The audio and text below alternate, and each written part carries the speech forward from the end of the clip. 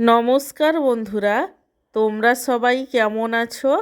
আশা করি সবাই ভালো আছো। আমার চ্যানেলে তোমাদের সবাইকে স্বাগত জানাই। আজকে আমার লাঞ্চের থালিতে কি কি মেনু আছে তারই ভিডিও তোমাদের সাথে শেয়ার করব। আজকে আমি আমার লাঞ্চের থালিতে ভাতের বদলে নিয়ে নিয়েছি গরম গরম 3 কোনা পরোটা।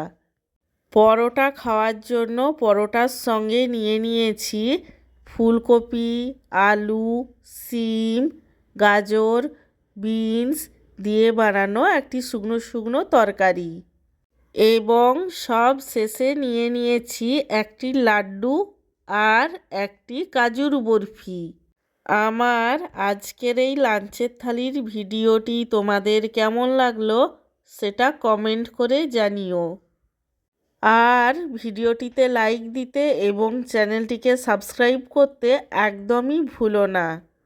সব শেষে তোমাদের সবাইকে জানাই আমার তরফ থেকে অসংখ্য ধন্যবাদ ভিডিওটি দেখার জন্য।